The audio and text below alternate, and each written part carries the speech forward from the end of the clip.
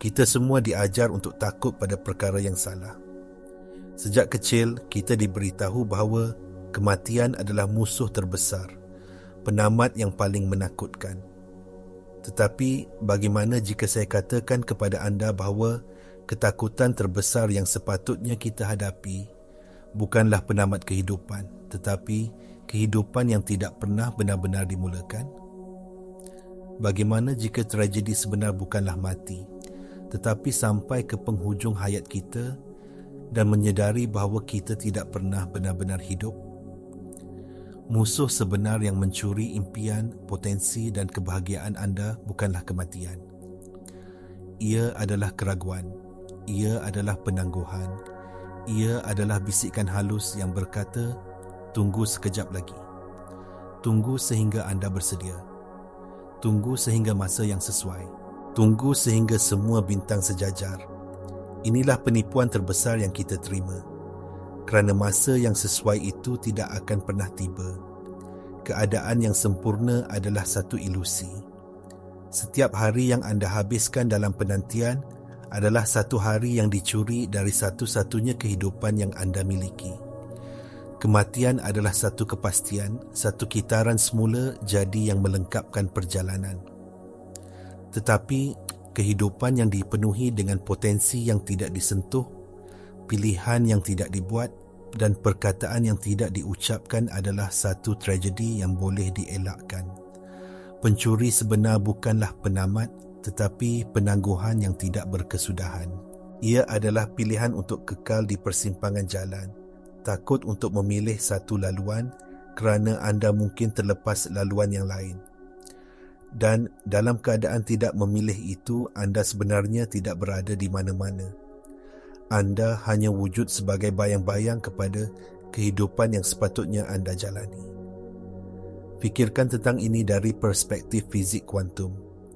Dalam dunia kuantum, sebelum pemerhatian dibuat, segala-galanya wujud sebagai medan kebarangkalian yang tidak terhingga. Satu lautan potensi, ini dikenali sebagai superposisi. Elektron boleh berada di mana-mana sahaja dan di semua tempat pada masa yang sama. Ia hanyalah satu gelombang kemungkinan. Tetapi saat seorang pemerhati membuat pengukuran, sesuatu yang ajaib berlaku. Gelombang kemungkinan itu runtuh menjadi satu realiti tunggal. Satu zarah yang nyata di satu lokasi yang spesifik. Kehidupan anda berfungsi dengan cara yang sama. Saat ini, di hadapan anda terbentang medan kuantum yang tidak terhingga, dipenuhi dengan versi masa depan yang tidak terkira banyaknya. Ada versi anda yang sihat, kaya, bahagia dan berjaya. Ada versi anda yang mengembara dunia, membina perniagaan atau menulis buku. Semua kemungkinan ini wujud serentak sebagai tenaga tulen. Tetapi ia akan kekal sebagai hantu, sebagai bayang-bayang selagi anda tidak menjadi pemerhati yang aktif. Pilihan adalah pemerhatian itu. Tindakan adalah pengukuran itu. Apabila anda membuat keputusan yang tegas dan mengambil langkah pertama, anda sedang memaksa gelombang kemungkinan untuk runtuh. Anda sedang menarik satu realiti dari alam gaib ke dalam dunia fizikal. Dengan bertindak, anda memberitahu alam semesta, inilah realiti yang saya pilih. Inilah yang saya mahu jadikan nyata. Apabila anda teragak-agak, anda membiarkan diri anda terapung dalam keadaan superposisi, dalam keadaan hantu. Anda tidak berada di sini atau di sana. Anda tidak mencipta apa-apa. Anda hanyalah penonton kepada kehidupan yang berlalu di hadapan mata. Berhenti menjadi hantu dalam kewujudan anda sendiri. Runtuhkan gelombang itu. Buat pilihan. Ambil tindakan. Ramai orang tersalah anggap bahawa penangguhan adalah satu bentuk kemalasan ataupun kekurangan disiplin. Ini adalah satu salah faham yang berbahaya. Penangguhan bukanlah satu keadaan pasif. Ia adalah satu pilihan yang aktif. Setiap kali anda menangguhkan sesuatu yang anda tahu perlu anda lakukan, anda sedang membuat keputusan secara sedar untuk memilih keselesaan, sementara mengelak daripada ketidakselesaan yang diperlukan untuk pertumbuhan. Fikiran bawah sedar anda yang menurut ahli neuroscience mengawal 95% daripada tingkah laku harian anda telah diprogramkan untuk mencari keselesaan dan mengelakkan kesakitan.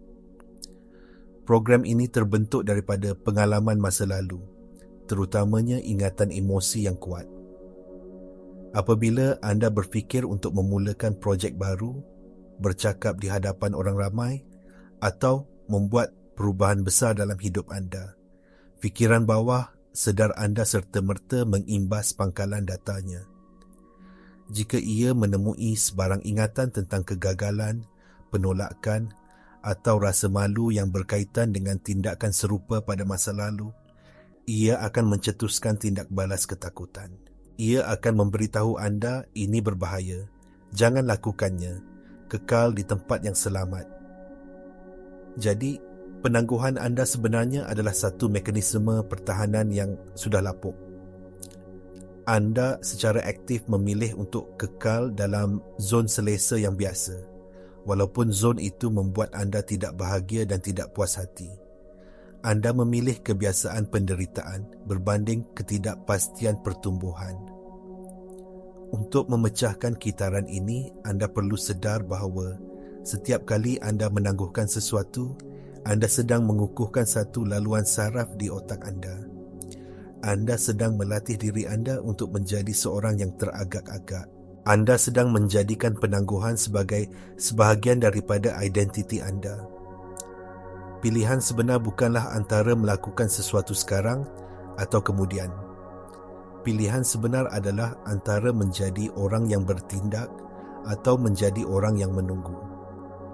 Setiap detik keraguan adalah satu undi untuk identiti yang kedua. Kunci untuk memecahkan kitaran ini terletak pada pemahaman satu kebenaran yang penting. Perasaan bersedia adalah satu mitos. Anda tidak akan pernah merasa 100% bersedia. Anda tidak akan pernah merasa 100% yakin. Anda tidak akan pernah mempunyai semua jawapan. Menunggu perasaan ini datang adalah sama seperti menunggu di stesen bas untuk sebuah kapal tiba. Ia tidak akan berlaku. Keyakinan, keberanian dan kesediaan bukanlah prasyarat untuk bertindak. Sebaliknya, ia adalah hasil sampingan daripada tindakan. Anda tidak menjadi berani dengan berfikir tentang keberanian. Anda menjadi berani dengan melakukan perkara yang menakutkan berulang kali sehingga ia tidak lagi menakutkan. Keyakinan tidak datang dari membaca buku motivasi. Ia datang dari menetapkan matlamat kecil dan mencapainya, membina bukti kepada diri sendiri bahawa anda mampu. Otak anda direka untuk belajar melalui pengalaman. Apabila anda mengambil langkah pertama yang kecil walaupun dalam ketakutan, anda menghantar isyarat baru kepada sistem saraf anda. Anda memberitahunya, lihat, saya melakukannya dan saya masih hidup. Ini mula membina semula laluan saraf anda. Setiap tindakan seterusnya mengukuhkan laluan baru ini. Lama-kelamaan, tindakan menjadi lebih mudah daripada tidak bertindak. Inilah sebabnya mengapa langkah pertama adalah yang paling penting dan paling sukar. Ia menentang pengaturcaraan biologi anda. Tetapi sekali anda mengambilnya, anda mencipta momentum. Jadi, buatlah satu keputusan sekarang. Perkataan memutuskan ataupun decide dalam bahasa Inggeris berasal dari perkataan Latin decidere yang bermaksud memotong. Apabila anda membuat keputusan yang sebenar, anda sedang memotong semua kemungkinan lain. Tiada lagi jalan berundur. Tiada lagi bagaimana jika. Anda komited sepenuhnya kepada satu laluan. Lakukan ini sekarang. Pilih satu perkara yang anda telah tangguhkan dan ambil satu langkah fizikal ke arahnya dalam 5 minit akan datang. Hantar email itu. Buat panggilan itu. Tulis perenggan pertama. Tindakan kecil ini lebih berkuasa daripada perancangan berjam-jam. Sekarang mari kita mendalami konsep ini pada tahap tenaga.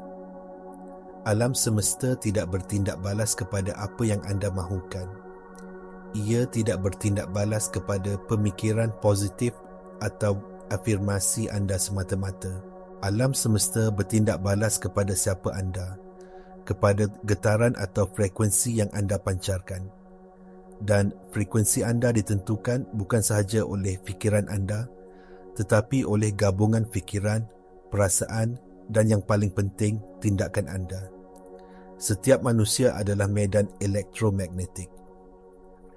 Fikiran anda menghasilkan medan elektrik dan perasaan anda menghasilkan medan magnet. Apabila fikiran dan perasaan anda selaras, anda menghasilkan tanda tangan elektromagnetik yang koheren, yang kuat dan teratur. Walau bagaimanapun, jika terdapat ketidakselarasan antara apa yang anda fikir, anda mahu dan apa yang anda lakukan, anda mencipta medan yang tidak koheren, yang bercelaru dan lemah. Inilah yang berlaku apabila anda menangguhkan sesuatu. Anda mungkin berfikir sepanjang hari, saya mahu memulakan perniagaan saya. Saya mahu menjadi sihat. Tetapi, tindakan anda berkata sebaliknya. Anda menghabiskan masa melayari media sosial. Anda makan makanan yang tidak sihat. Ketidakselarasan ini menghantar isyarat yang bercampur baur kepada medan kuantum. Ia seperti cuba menala radio kepada stesen kegemaran anda, tetapi sentiasa memusing tombol ke kiri dan ke kanan. Anda hanya akan mendapat bunyi bising. Tindakan yang selaras adalah cara anda menala frekuensi anda. Apabila niat dan tindakan anda menjadi satu, medan elektromagnetik anda menjadi koheren. Anda memancarkan isyarat yang jelas dan kuat kepada alam semesta tentang realiti yang anda pilih untuk dicipta. Inilah maksud sebenar menjadi orang yang anda mahu jadi. Anda tidak hanya memikirkannya, anda menjelmakannya melalui setiap pilihan dan tindakan anda. Dan jangan takut pada halangan. Halangan bukanlah tanda bahawa anda berada di jalan yang salah. Sebaliknya, ia adalah sebahagian daripada jalan itu. Halangan adalah rintangan yang diperlukan untuk membina kekuatan. Besi tidak menjadi pedang yang kuat dengan hanya dipanaskan. Ia perlu dipanaskan dan kemudian ditempa dengan tukul berulang kali. Cabaran dalam hidup anda adalah tukul itu. Ia menempa anda menjadi seseorang yang mampu mengendalikan realiti yang anda minta. Jadi, sambutlah cabaran itu. Ia adalah bukti bahawa anda sedang bergerak, bahawa anda sedang mencipta dan bahawa alam semesta sedang bertindak balas kepada tindakan anda. Bagaimana anda boleh mula mengintegrasikan prinsip ini ke dalam kehidupan harian anda dengan segera? Ia lebih mudah daripada yang anda fikirkan. Kuncinya adalah untuk beralih dari pemikiran skala besar kepada tindakan skala mikro. Lupakan tentang rancangan 5 tahun anda untuk seketika. Lupakan tentang matlamat besar yang kelihatan menakutkan. Fokus hanya pada 24 jam akan datang. Fokus hanya pada saat ini. Saya mahu anda melakukan satu latihan mudah. Untuk sepanjang hari ini, jadilah pemerhati yang sedar terhadap keraguan anda.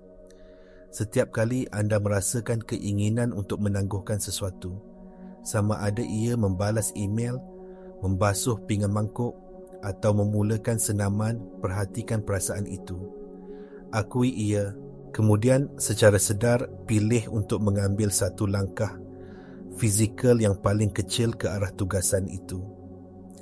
Jika anda perlu menulis laporan, jangan fikir tentang menulis keseluruhan laporan. Hanya buka dokumen dan tulis satu ayat. Itu sahaja. Jika anda perlu mengemas rumah, jangan fikir tentang membersihkan seluruh rumah. Hanya ambil satu barang dan letakkan di tempatnya. Tindakan mikro ini berfungsi seperti sihir pada otak anda.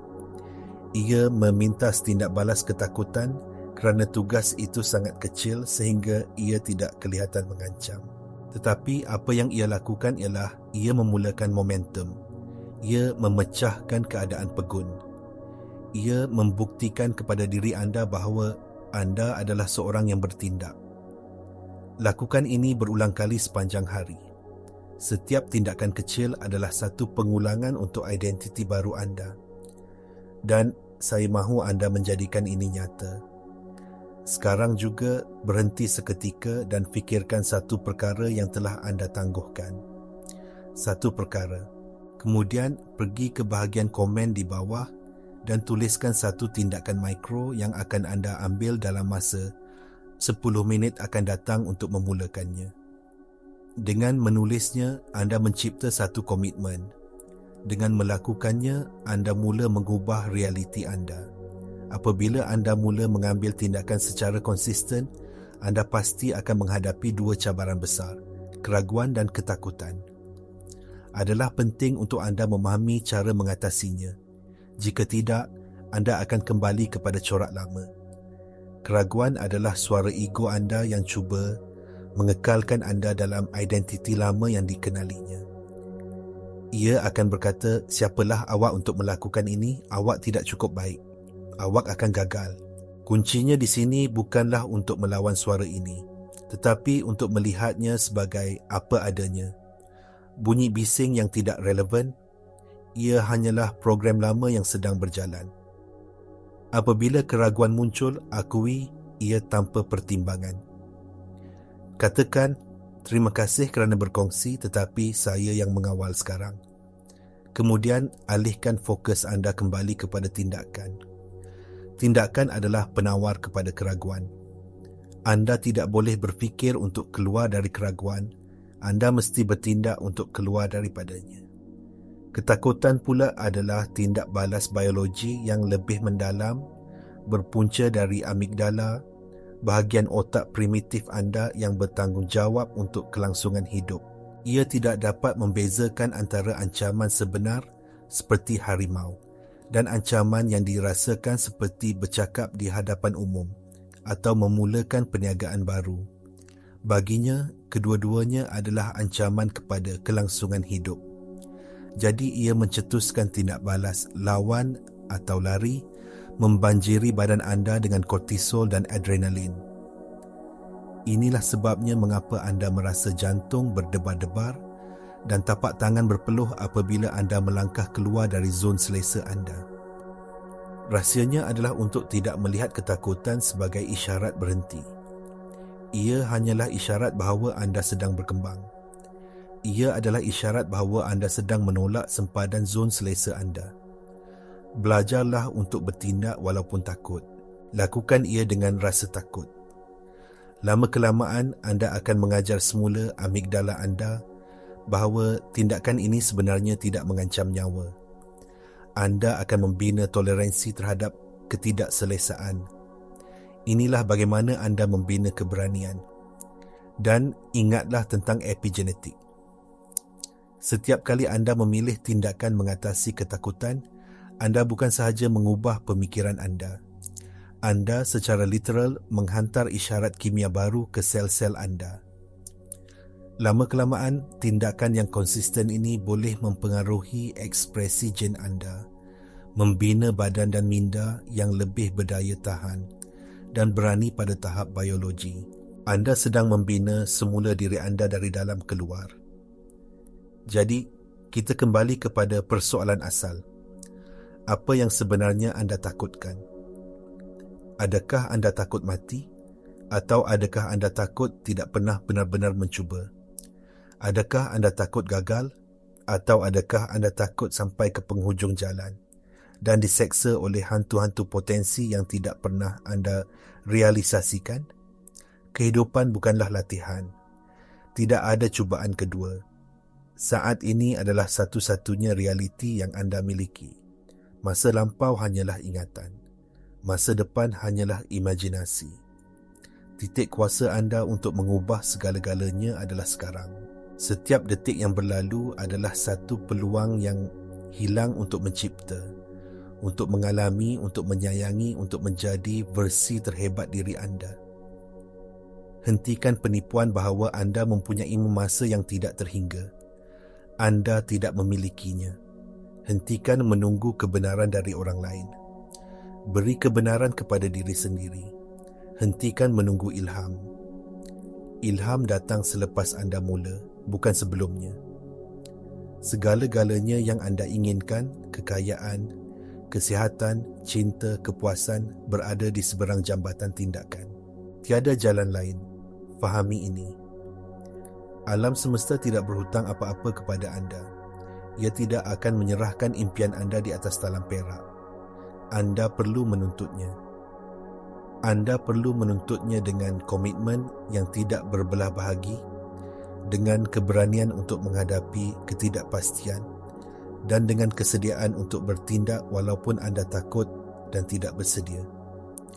Jangan biarkan kehidupan anda menjadi satu siri nota kaki tentang apa yang mungkin berlaku. Jadikan ia sebuah epik. Pintu kepada realiti yang anda impikan tidak akan terbuka dengan sendirinya. Andalah yang perlu menolaknya. Andalah pemerhati yang meruntuhkan gelombang kemungkinan. Andalah pencipta. Jadi, apa tunggu lagi cipta sekarang?